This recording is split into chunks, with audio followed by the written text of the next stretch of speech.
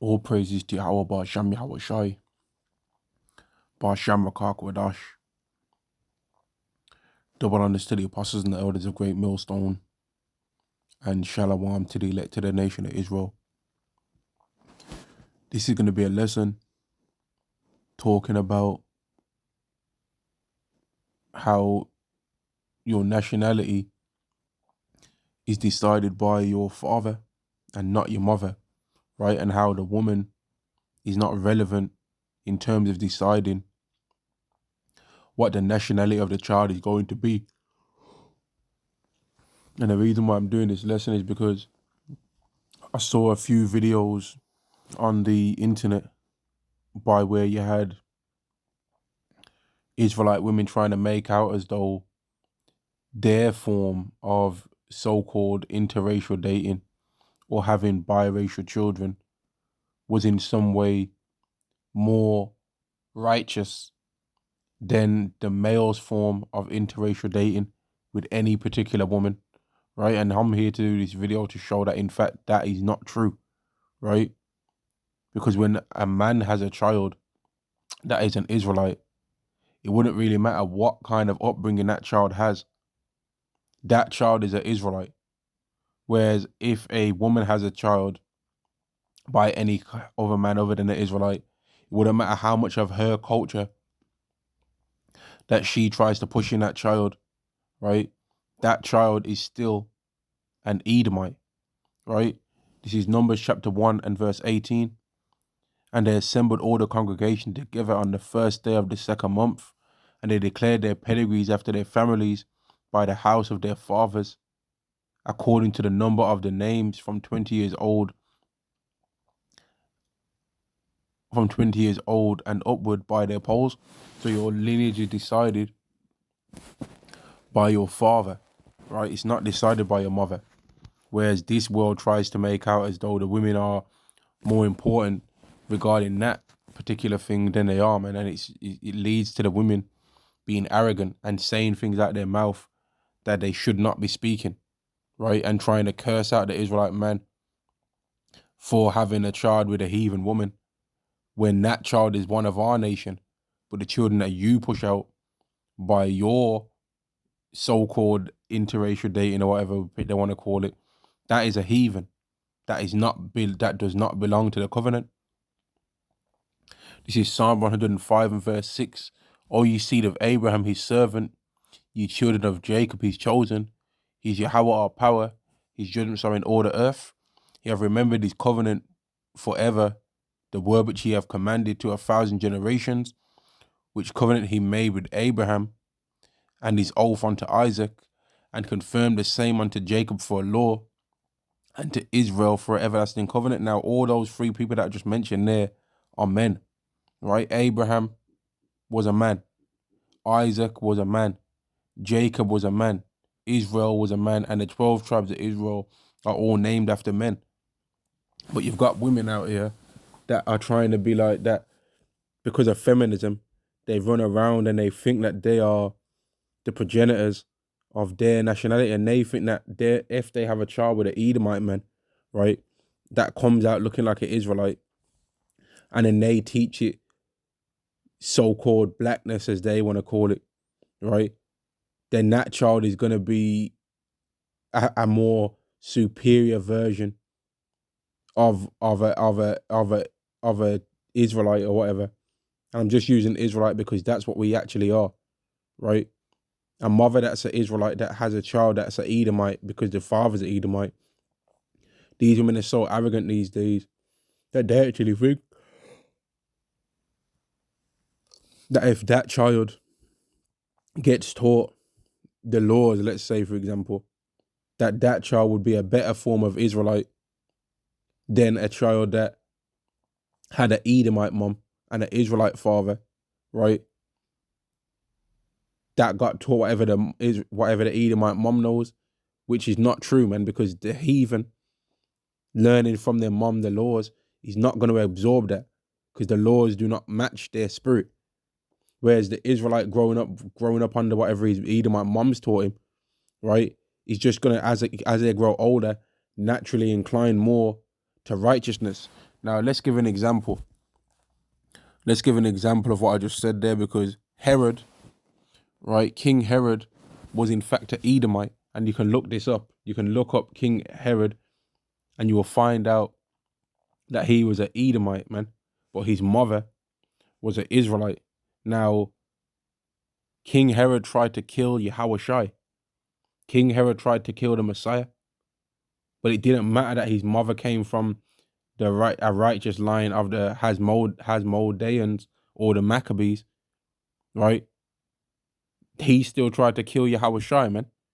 He tried to take Yahushua out when Yahushua was a baby, and cause for the death of hundreds, if not probably thousands of tens of thousands of babies that would have been around the same age as Yahushua, because he wanted to try and get Yahushua. And I'm going to read it. This is Matthew chapter 2 and verse 1. Now when Yahushua was born in Bethlehem of Judea in the days of Herod the king, behold, there came wise men from the east to Jerusalem, saying, where is he that is born King of the Jews? For we have seen his star in the east, and are come to worship him. When Herod the king heard these things, he was troubled, and all Jerusalem with him. And the reason why Herod was troubled in particular is because he knew that he wasn't really of the lineage, man. Right? He wasn't really of the lineage. Verse 4, and when he had gathered all the chief priests and scribes of the people together, he demanded of them where Hamashiach should be born. And they said unto him, in Bethlehem of Judea, for thus it is written by the prophet, and thou, Bethlehem, in the land of Judah, art the least among the princes of Judah, for out of thee shall come a governor that shall rule my people Israel. In that particular scripture that he's talking about there can be found in the book of Micah, the 5th chapter, and the 1st and the 2nd verse, if I'm not mistaken. Verse 7, then Herod, when he had privily called the wise men, inquired of them diligently what time the star appeared. And he sent them to Bethlehem and said, go and search diligently for the young child, and when thou have found him, and when ye have found him, bring me word again, that I may come and worship him also. And when they had heard the king, they departed, and lo, the stars which they saw in the east went before them till it came and stood over where the young child was. When they saw the star, they rejoiced with exceeding great joy. And when they were come into the house, they saw the young child with Mary his mother, and fell down and worshipped him. And when they had opened their treasures, they presented unto him gifts of gold and frankincense and myrrh. And being warned of God in a dream that they should not return to Herod, they departed into their own country another way. And when they were departed, behold, the angel of the Lord appeared to Joseph in a dream, saying, arise, and take the young child and his mother, and flee into Egypt, and be thou there until I bring thee word, for Herod will seek the young child to destroy him. So Herod was trying to kill him. Did his mother being an Israelite mean anything in that time? No, it didn't, man. It didn't mean anything. He had that Edomite spirit on him. And that's why when you look at all the things that the Herodians did, they kept going off, man. It didn't matter that their mothers were Israelites. They kept going off, and it was against the scriptures, man. They were Edomites, man. And all you Israelite women out there that are pushing out these tears, and you're getting gassed up, and you're thinking that you're teaching them child blackness, as you want to try and call it, and all of that, and you're teaching your child the way of our spirit and all that. You women don't even know the way of our spirit, man. You women don't even know the way of what it means to be what we are. Because a lot of you women reject the fact that we're Israelites, man, because you want to run your mouth and enjoy this world. And the more as time goes by, man, it's being revealed that the Israelite woman is our enemy, man. Right? And in particular, I'm calling it from what I believe right now, man, that the tribe of Benjamin's women is the most demonic, man. Now, somebody else that's around Judah more, they might say, nah, Judah's the one that's going after more, brethren. But I'm saying that the tribe of Benjamin's women is the most wicked. And the reason why I'm saying that is because that's the only tribe that Yahweh got rid of all the women in the past. There was a time where Yahweh got rid of every single woman from the tribe of Benjamin and made them come back again by the tribe of Benjamin men having children with, if I'm not mistaken, the way how the story goes, women from the tribe of Manasseh. There was a particular man from the tribe of Manasseh that didn't want to mourn that there were so many Benjamites killed and so many women from Benjamin killed, that the rest of the tribes conspired to have that particular family's women be made to be wives for the rest of Benjamin, because they was angry with how Benjamin was going off and did a evil crime which caused for a woman to be chopped into 12 pieces and sent to all the 12 tribes as a evidence of the wickedness of what Benjamin had did, man. Verse 14, when he arose, he took the young child and his mother by night and departed into Egypt, and there was and there and was there until the death of Herod, that it might be fulfilled which was spoken of the Lord by the prophet, saying, out of Egypt I have called my son. Then Herod, when he saw he was mocked of the wise men, was exceeding wroth, and sent forth and slew all the children that were in Bethlehem and in all the coast thereof, from 2 years old and under. So he was trying to find Yahushua, and he's like, one of these children is going to be that boy. So I'm killing. And let me read it again, man.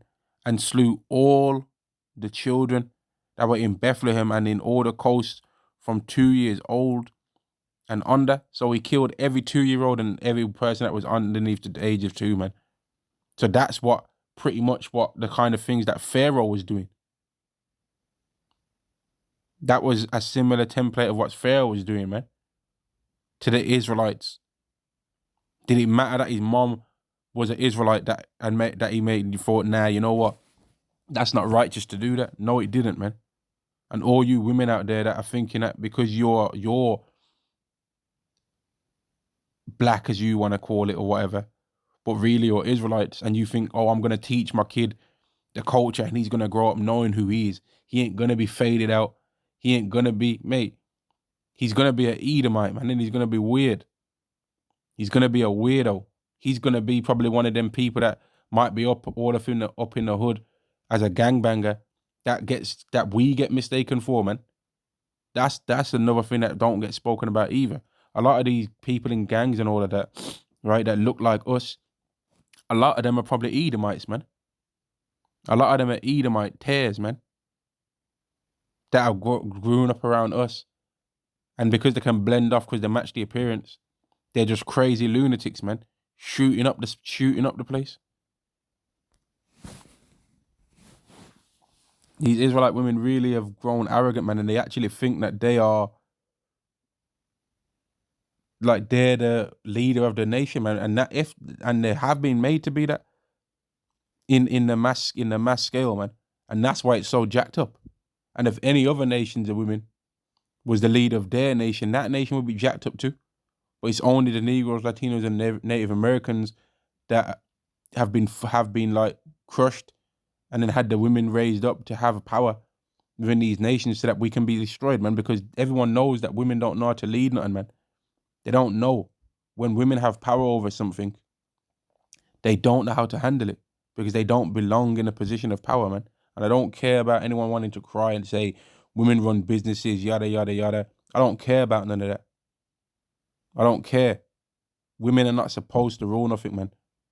And the proof on that is when women get any kind of reach any point of success in this world, they're always looking above them for a man to have more than them. Whereas when men reach that point of success, they ain't looking above for no man to guide them. King Solomon, when he reached success, he wasn't looking above for no woman to have power above him. He was looking up to Yahweh and asking Yahweh to guide him with the power that he was going to be given.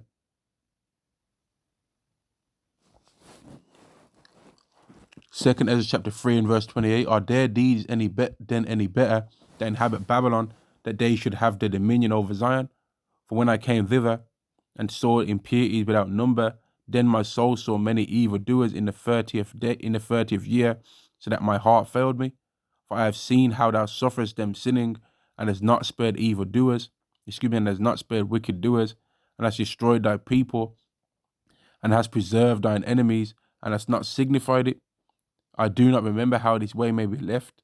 Are they then of Babylon better than they of Zion? So some of these women, Israelite women, are having children right now in the time with the modern day Babylonians, man, which are the Edomites, right? And with the modern day Egyptians, who are the Edomites, and they're thinking in their arrogance that their children are somehow a better version of an Israelite, a hybrid Israelite or whatever, right? But that child is in fact just a heathen that is not under the covenants of the Lord. So Yahweh doesn't really care if that child sins. However, the mother cannot get away with sinning.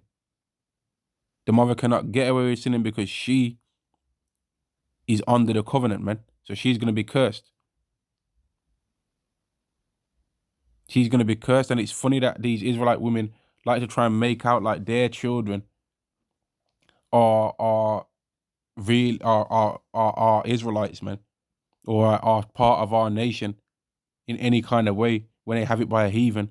Because when these women when these women see an Israelite child or a so-called black child or whatever, that's part of the nation, that's got an Israelite father and an Edomite mom, they want to try and quickly make sure that that woman doesn't get acknowledged as being part of our nation, because they know that that woman, in a lot of cases, doesn't have the bold-headed curse, man. They don't have the bold head curse, so they don't want the standard of what an Israelite woman has to not match what they look like, man. They get angry by that. They're the most likely ones to try and reject an Israelite that's got a heathen mother, man. But then they want to try and make their tares that they push out be considered as being a real thoroughbred of our nation, and that, which is stupid, man. It's stupid. But because the heathens are more wicked than us anyway, they'll be accepting of that. Because Esau views things by appearance more so than anybody else. And that's why they can't grasp that things, scriptures such as Revelation 7 and 9, where it speaks about a great multitude from all nations, is ultimately just talking about Israelites that were scattered in every single country. Even though when you read the verse in the Greek and you look up the definitions for the words, it lets you know clearly that these people are Israelites.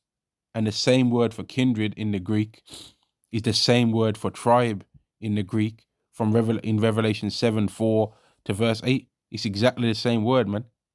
The same word used for the tribe in mentioning 100 members of the 144,000 in Revelation 7 is the same word mentioned for kindred in Revelation 7 and 9. But these people are jokers, man. Let me carry on reading. Verse 31. I do not remember how this way may be left. Are they then of Babylon better than they of Zion? So are those children born of the heathen better than they that are born of the Israelites? No, they're not. So for all you Israelite women out there that you're thinking that you're doing something, doing God's work by pushing out Edomites' children, no, you're making heathens. You're making Edomites, and it don't matter how much you push on them and all of that, they're just going to be an Edomite. They're still an Edomite, man. They're still an Edomite, and it doesn't matter how much you hate our children that we have by heathen women, right? They're still going to be Israelites. And let's just put it out there, man. Let's just say, if we were to go into the game of trying to say who's who and who's what when it comes to this talk, the Israelite man does not need you Israelite women to rebuild the nation. Every single one of y'all could perish right now, and the Israelites could still be brought back with all the men. Now, if we all die, if every single Israelite man dies, Yahweh's then going to have to perform a miracle. Yahweh Basham, Yahweh Shah would have to perform a miracle to make other Israelite men exist so that the Israelite nation does not perish.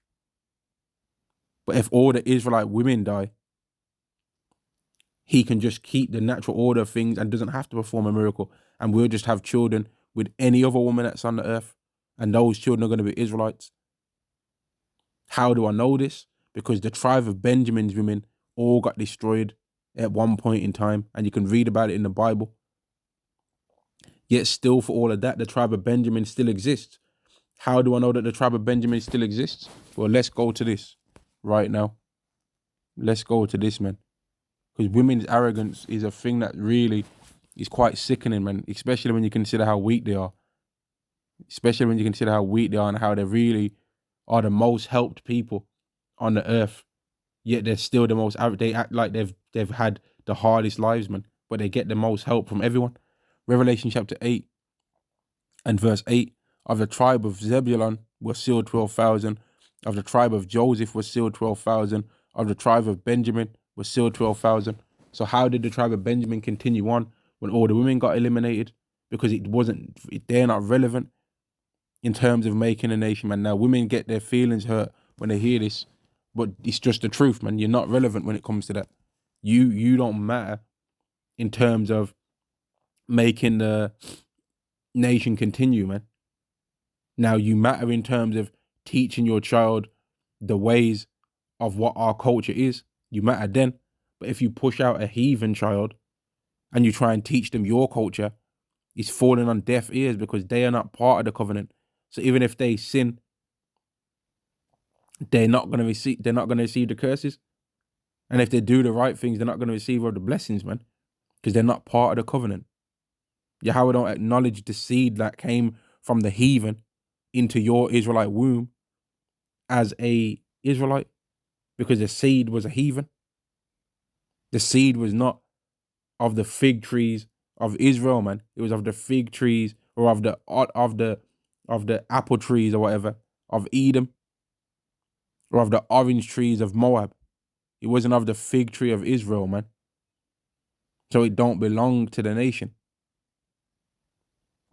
Now, if you don't understand that, well, then that's part of the problem. Because I've told you earthly things, right?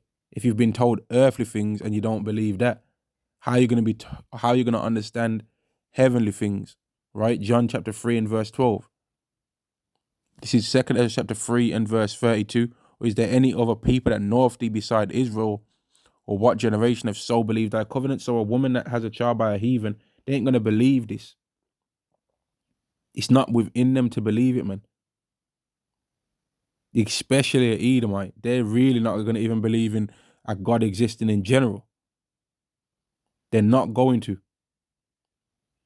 They're just not going to, man. And yet their reward appeareth not, and their labor have no fruit.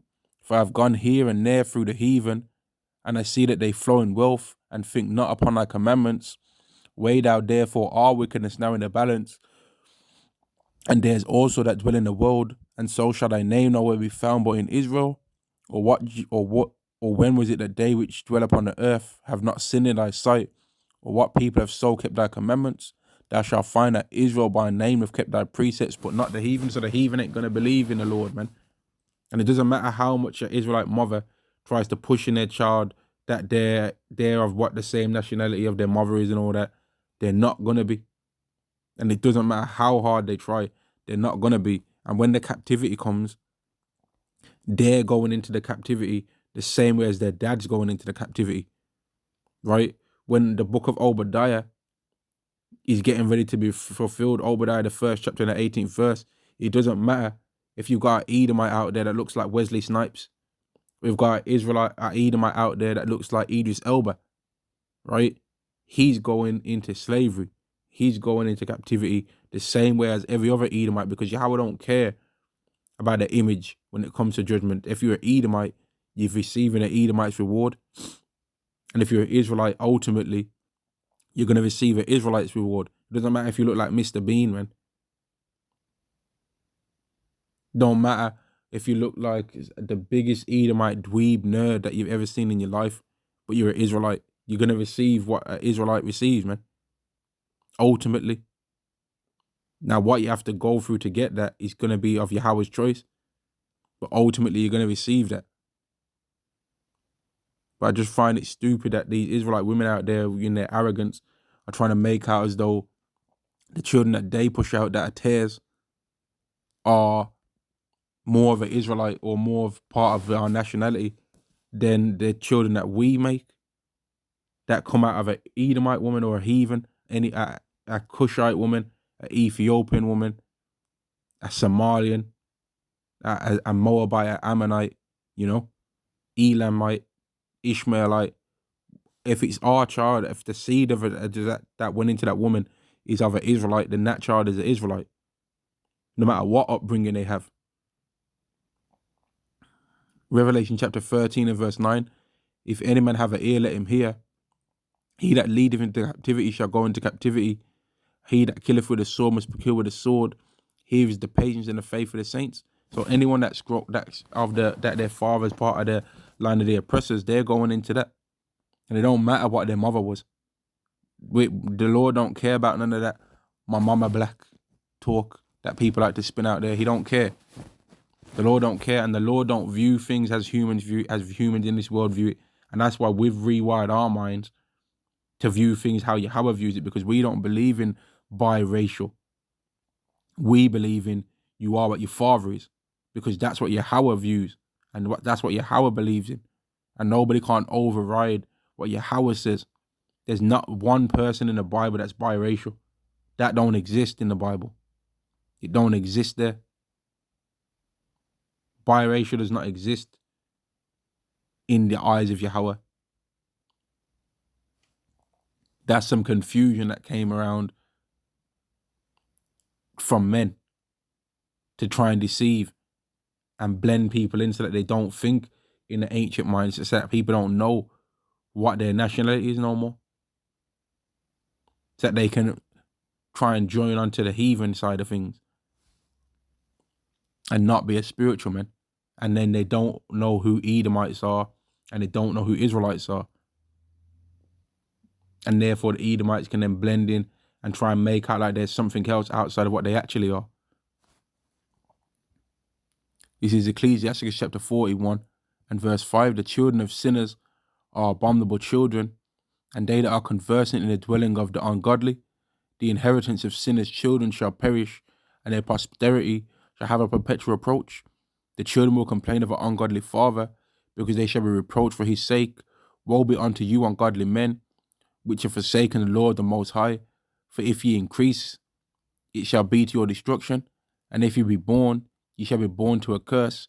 And if ye die, a curse shall be your portion. So let's just say, for example, right, that all the Edomite man had to do to escape the fact that they have prophesied to receive Obadiah, the 1st chapter and the 18th verse, which is complete destruction of their whole nation. Let's say that all they had to do to escape that is have children with any other woman, right? Let's just say that that's all they had to do. You think they wouldn't have did that already? You think they wouldn't have all did that when they had the Israelites in captivity? And let's say all it took for an Edomite to escape their judgments that they've been prophesied to receive from Yahweh, if all they had to do was just have a child by an Israelite woman, and now their child can receive of the blessings of Israel, you think that there wouldn't be, you think that the so-called black woman wouldn't be the most desired among women instead of the least desired? Because they're the least desired right now. They're the least desired. They're considered as the least attractive in mass. Wouldn't they be the most attractive if all a man had to do was sleep with an Israelite woman, and then she's gonna push out a child that's gonna be of the covenant now for him, so that his lineage can be blessed? Of course they would do that, but they can't escape it through that, man. You women think that you're more important than you are a lot of the time, man. And men have been made to feel like they're less important than they are in this world. And that's why the world's so wicked, man. And so wretched. And so ratchet. And so vile and disgusting, man. And so cursed in general. Because you've got women running around thinking that they're way more important than they are. And men that don't think that they're important enough, when it makes sense in this world for the men to be built up. Because when men are built up, they bring everybody else with them. When women are built up, they just get proud and try and look down on everyone, man. Try and look their nose up at everyone. And that's why when all hell breaks loose, Yahweh's gonna have a fun time and to set prophecies in order that are gonna humble the women, man. And I don't even need to read them right now, but if you read Isaiah the 3rd chapter, 16th verse down to the end, and read Isaiah the 4th chapter directly afterwards, then you'll see what I'm talking about, man. I'm gonna end the lesson there. The men decide the nationality of the child, not the women, man. And there's no such thing as biracial, right? Yahweh don't care for that. Whatever the father is, is what the child is. And Yahweh is the one that will know every single person's real nationality. All praises to Yahweh, Ba'asham Yahweh Shai, Ba'asham Rakah Kwadash. Double honors to the apostles and the elders of Great Millstone, and Shalom to the elected nation of Israel. Shalom.